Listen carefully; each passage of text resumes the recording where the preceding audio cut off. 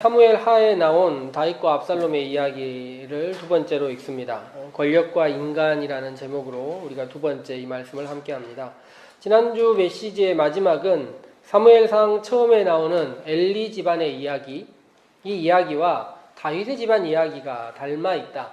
이 두 가지 이야기가 다른 이야기가 아니다. 이렇게 이야기를 드렸습니다. 엘리와 그의 아들들은 제사를 하나님의 성전에서 일어나는 일들을 그들의 수익 모델로 삼았습니다.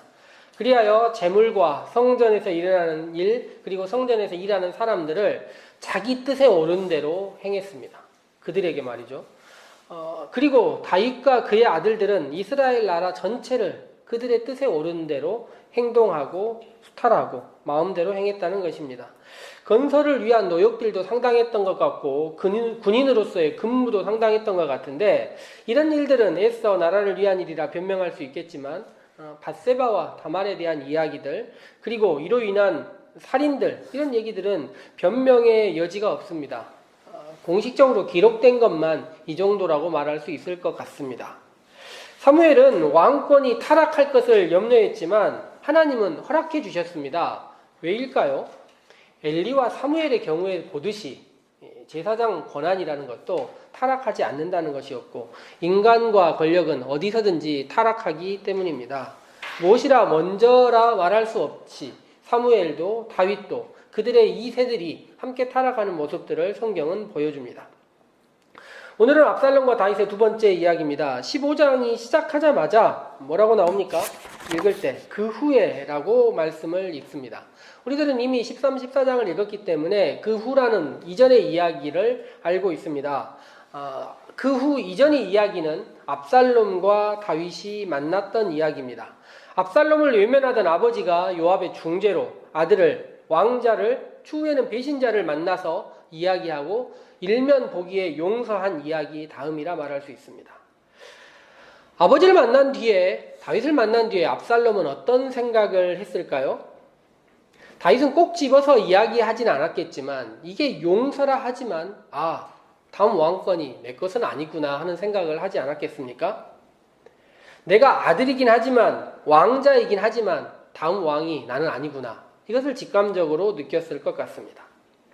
그리고 압살롬이 아버지를 만난 다음에 한 가지를 더 느꼈는데, 그것이 무엇이냐면 암논의 경우 아버지가 화를 냈다고 하지만 어떤 벌도 없었고, 자신의 경우 살인을 저지른 자신에게도 아버지가 했던 최고의 벌은 외면이 전부였다는 것이죠.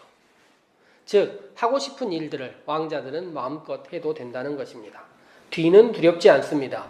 왕자를 죽인 뒤에도 아버지의 외면이 전부였단 말입니다. 그래서 아버지를 만난 후에 압살롬이 했던 일이 무엇이냐면, 자기를 위하여 병거와 말들을 준비하고 호위병 50명을 앞세워서 자기가 가는 길을 앞세 달려가게 했습니다. 성경을 보면 다윗이 했던 사람들이요, 다윗 앞에 병거에 있는 사람들이 몇 명이냐면 30명이에요. 그리고 열왕기상 읽어보면 성경 전체에서 이 허세, 어떻게 보면 가장 멋지게 뭔가를 많이 하는 사람이 누구냐면 솔로몬입니다. 이 사람은 웬만하면 다 금방패예요. 모든 게 다 금이었고 어마어마했는데 이 사람이 60명이었습니다. 그러니 압살롬이 얼마나 많은 사람들을 자기 앞에 세웠는지 알 수 있습니다. 추후에 보니까 열왕기 상에서도 왕이 되고자 했던 아도니아라는 다윗의 아들도 50명 했어요. 똑같이. 이게 망하는 지름길이라는 걸 잘 몰랐던 것 같습니다. 이게 이런 빌드업들이 다 있는 것 같은데 어쨌든 이들이 50명이라는 사람을 자기 앞에 세우고 걷게 했습니다. 사람들이 얼마나 보면서 화려하다 생각하고 멋지다 생각했었을까요? 압살롬이 왕위를 찬탈하기 위해서 했던 일들은 계획들이 있습니다. 이미 얘기 드린 대로 전차와 호위병 같은 경우는 볼거리를 주었고, 이런 일을 하면서 자기 스스로를 뭐 하는 사람이라고 규정을 했냐면 재판하는 사람이라 규정을 했습니다. 오늘 2절부터 나와 있는 그 이후의 이야기 상당수는 재판에 대한 이야기인데, 당시에 우리 14장을 읽어봐도 나오고 추후에 솔로몬의 재판에 봐서 나오는데, 일반 사람들 중에서도 해결되지 않은 문제들, 고민의 문제들, 일반 사람들이 시시비비를 가릴 수 없는 문제들이 있으면 왕에게 찾아갔던 것 같습니다. 즉, 뭔가 문제가 있고 억울함이 있고 뭔가 풀려야 될 문제가 있는 사람들이 왕을 직접 찾아갔던 것입니다. 그리고 이것이 왕의 일이라 생각을 했어요. 시편 72편, 제가 선거를 앞두고 항상 먼저 읽는 시, 이 시 72편을 읽어보면 이렇게 나옵니다. 하나님이여 주의 판단력을 왕에게 주시고 주의 공의를 왕의 아들에게 주소서. 그가 주의 백성을 공의로 재판하며 주의 가난한 자를 정의로 재판하리니 이렇게 되면 평강이 있고 모든 세상이 평화로워질 것이다 이야기합니다. 그런데 압살롬이 하는 일이 이 일입니다. 그는 아버지에게 왕권을 물려받지 못할 것이라 생각하지만 그는 왕 같은 일들을 하고 있습니다. 그가 했던 일을 보십시오. 2절 말씀을 보시면 재미있는 구절이 나오는데요. 2절에 보니까 그가 일찍이 일어나 성문 길 곁에 섰습니다. 사람들이 제일 많이 오는 곳이죠. 이곳에 서서 사람들에게 송사가 있는 사람들을 보고 이야기를 합니다. 보통 재판을 하기 위하여 오는 사람들이 있으면 무엇을 물어봐야겠습니까? 너는 어떤 문제로 찾아왔느냐라고 물어야 되지 않겠습니까? 이것이 일반적인 생각입니다. 그런데 압살롬이 뭐라고 묻습니까? 너는 어느 성읍 사람이냐 하고 묻습니다. 이것은 굉장히 중요한 것입니다. 왕이 니네 지역에 관심이 없다라는 말을 추구하기 위한 것이고 재판 자체보다 그와 왕과의 거리를 두게 하기 위한 노력이라 말할 수 있습니다.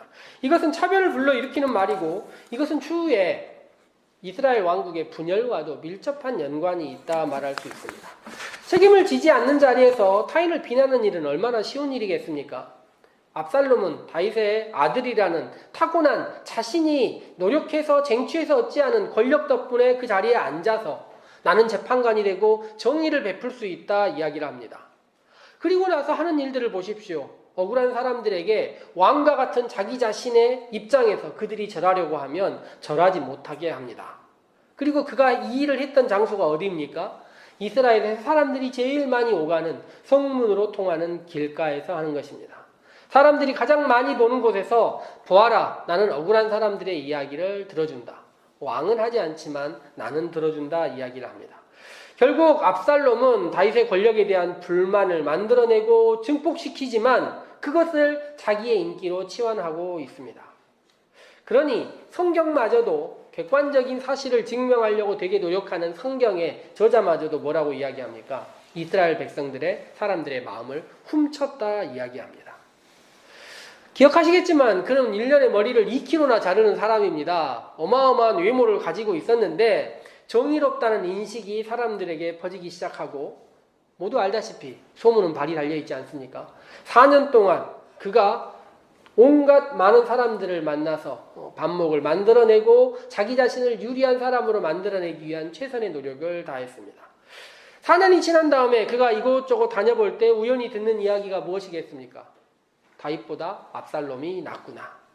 이런 이야기가 공공연하게 퍼지지 않겠습니까? 그리고 억울한 사람들 입장에서 다윗보다 압살롬이 왕이었다면 이 나라가 더 낫지 않겠느냐. 이런 이야기가 또한 공공연했을 것입니다. 그런데 사람들이 그런 이야기하고 맨 마지막에 뭐라고 이야기합니까?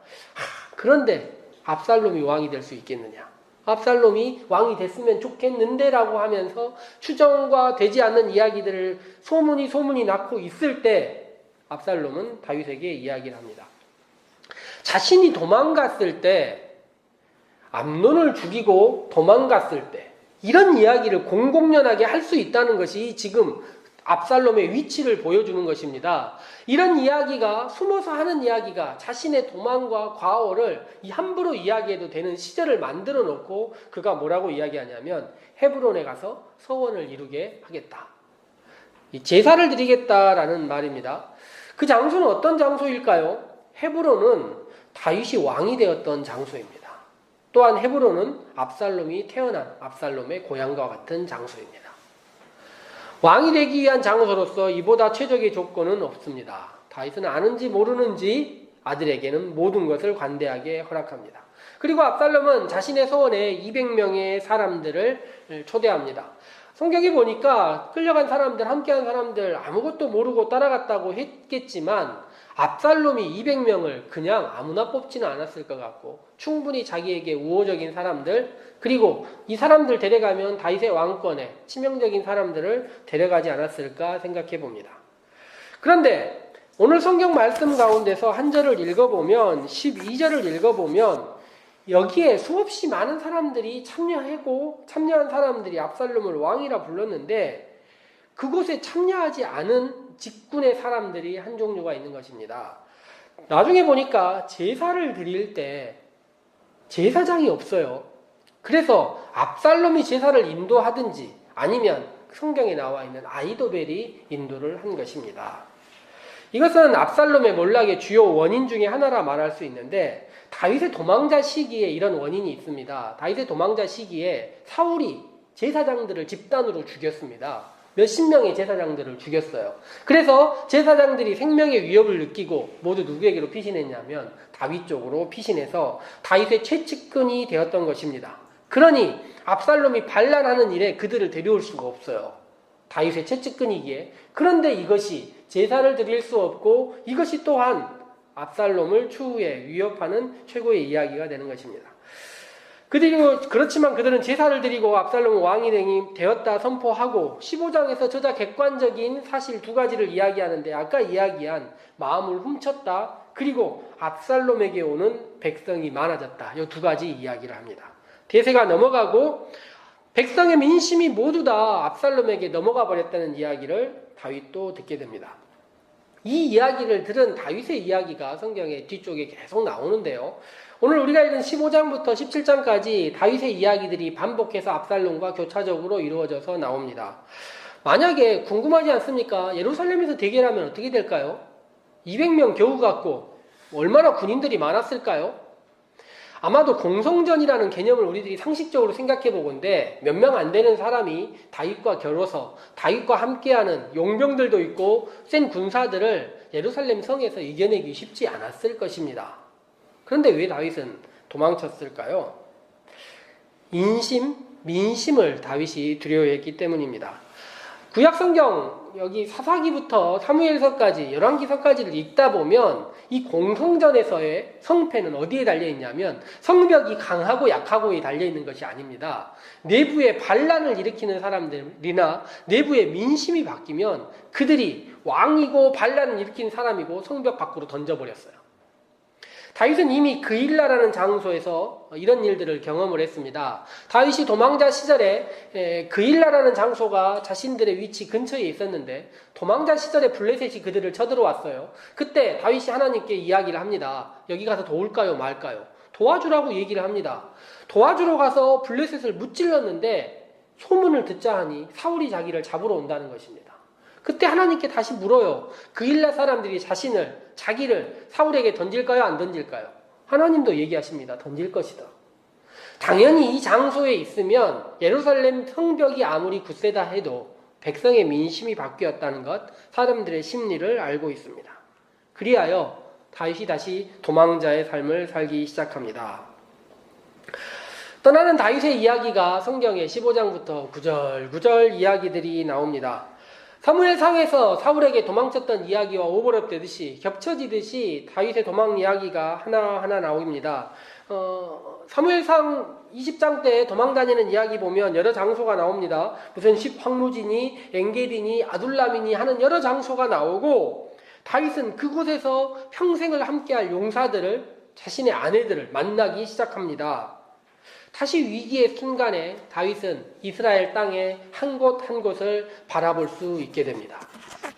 그런데 참 슬픈 것은 다윗이 이렇게 떠나면서 여러 만날 사람들을 만나고 있지만 이런 부모 자식 간의 갈등, 내부의 갈등이 한번 발생하면 이 발생한 감정들은 쉽게 사라지지가 않습니다. 그리고 결국에 누군가를 미워하는 마음으로 생기고 복수가 되는 것입니다.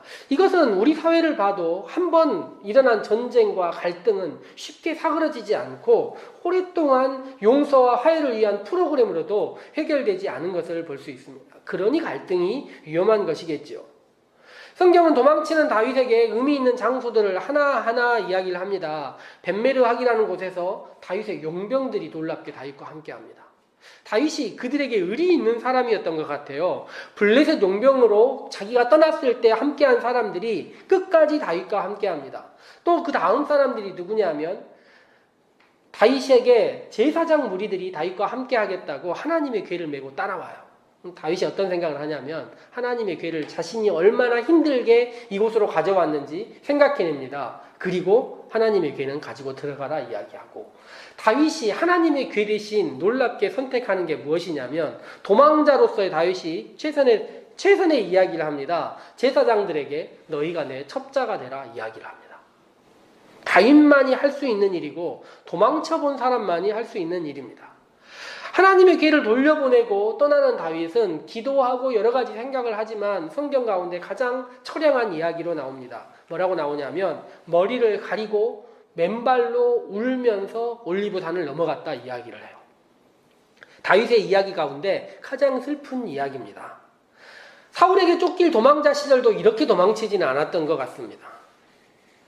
도망가고 있는 다윗을 백성들이 함께하며 함께 우는 사람들이 나오고, 그 도망치는 다윗에게 더 가슴에 때려박는 하나의 못이 있는데 그것이 무엇이냐면 다윗의 최측근의 가장 뛰어난 전략가 아히도벨이 압살롬과 함께했다는 이야기입니다. 그리하여 다윗은 주저앉을 수밖에 없고 그때 다윗이 하는 기도들이 있습니다. 오늘 우리가 성경 가운데 함께하는 기도로 읽었던 압살롬의 기도 있지 않습니까? 이 기도 외에도 아히도벨의 배신 이야기를 듣고도 기도를 해요. 그리고 시편을 쭉 읽다 보면 시편 시 중에 복수 시편, 저주 시편이라는 시들이 있어요. 아니, 무슨 복수나 저주로 시를 하고 그것을 성경에 기록해 놓는단 말이냐 하고 생각할 수 있겠지만, 저희들도 생각할 수 있어요. 하나님께 기도하면서 복수해달라고, 저주해달라고 기도하는 것이 옳은가 생각할 수 있습니다. 그렇지만 다윗은 권력의 속성을 알고 있기 때문에 원망하는 마음이 있고 도망치지만 하나님께 하소연 비슷하게 이야기할 수 있습니다. 그리고 그 마음들이 하나하나 담겨 있는데, 저는 이 복수의 시편을 읊은 다윗이 추후에 보니까 그들을 용서하는 마음 또한 가졌더라는 거예요. 이게 찬양과 기도로 했던 복수들은 용서가 가능해지는 사람을 만들 수 있는 것입니다. 그래서 추후에 보니까 다윗이 그들을 용서하고 내려놓는 마음까지를 이 시편 안에서, 왜냐하면 복수를 누구에게 맡깁니까? 하나님께 맡기기 때문입니다. 자기 자신의 이야기로 하는 것이 아닙니다. 추후에 물론 다윗이 변절하고 또 생각이 바뀌어서 미워하는 마음이 있을 수는 있었지만, 돌아온 다음에 다윗의 행동이 이 복수 시편과 하나님께서 그들을 벌하셨다라는 생각으로 마음을 바꿨다 볼 수 있는 것입니다. 16장부터 나오는 이야기는 읽어보시면 아셨겠지만 권력을 가진 압살롬의 이야기입니다. 여기서부터 이야기들을 살펴보면 참 권력이란 얼마나 무상한가 생각을 해봅니다. 압살롬이 권력을 얻기 위해서 준비했던 시간들을 생각해 보십시오. 2년, 3년, 2년, 4년 10몇 년의 기간 동안 권력을 위하여 살인도 하고 나쁜 짓 마음껏 하면서 조마조마한 시간들을 보내면서 계획을 세우면서 권력을 훔쳤습니다. 사람들 만나서 마음에도 없는 행동들을 해가면서 그렇게 오래 버텼는데 권력에 오른 다음에 어떻게 해야 될지를 모릅니다. 그가 했던 일이 무엇입니까? 아히도벨이 하는 말들을 하나하나 따르는데요. 아히도벨이 했던 이야기, 이 전략가가 했던 이야기는 무엇이냐면 다윗과 압살롬이 다시는 화해할 수 없는 관계를 만들기 위한 일들에 집중합니다. 어떤 일이 있어도 둘이 다시 만나면 안 되겠다, 용서란 없다라는 마음으로 둘을 최악의 상황으로 극단으로 몰아가는 일을 하고 있는 것입니다. 그리고 그 선택들은 하나같이 문제를 일으키고 압살롬은 선택에 실패합니다. 즉 권력에 오르기 위하여 준비하는 많은 사람들을 우리들이 보는데, 그들이 권력의 자리에 올랐을 때 하는 실수들 또한 우리들이 수없이 많이 보게 되는 것입니다. 저는 이 설교를 준비하면서 한국교회 목회의 문제도 여기 있다 생각합니다. 저도 마찬가지지만 목회자들의 상당수가 목회자의 자리에 올라가기 위하여, 어떤 교회에 청빙받기 위하여 그토록 많은 준비를 합니다. 그런데 준비돼서 그 자리에 올라가서는 어떻게 하느냐? 실패하고 좌절하고 다른 사람들 눈치 보고 하지 못할 일들을 수없이 많이 하는 것입니다. 즉 과정을 위한 준비와 함께 그 윗단계에 올라가서 자리를 위한 준비도 함께 해야 되는데 함께하지 못하고 있다는 것이죠. 성경의 역사는 우리가 우리의 동시대, 내 자신의 역할들을 객관적으로 바라보지 못한다는 것을 보여줍니다. 다윗도 그랬고요. 압살롬도 그랬고 함께하는 많은 사람들이 그랬습니다.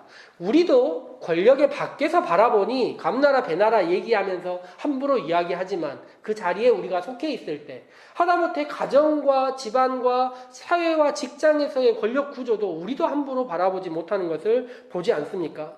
그렇기 때문에 성경은 우리에게 역사를 통해서 동시대에 보지 못하는 것들을 보아라. 너를 객관적으로 보고 니네 시대를 객관적으로 보고 니네 교회를 객관적으로 보고 우리가 사는 사회를 함께 바라봐라 이야기를 합니다. 권력은 인간을 어떻게 바꾸는지, 권력이 사람을 어떻게 변화시키는지, 그리고 초심으로 돌아가는 일이 얼마나 어려운지에 대해서도 알려주는 것입니다. 우리들은 또한 일주일을 살아가면서 성경을 읽고 매일 우리에게 주는 기도들을 함께 볼 것입니다.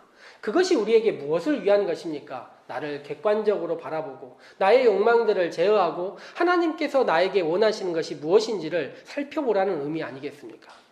권력과 인간, 인간과 권력, 이것은 우리와 벗어난 이야기가 아니라는 것을 함께 생각하시면서 우리의 기도와 우리의 말씀 읽음이 우리를 온전히 돌아보는 일주일 되었으면 좋겠습니다.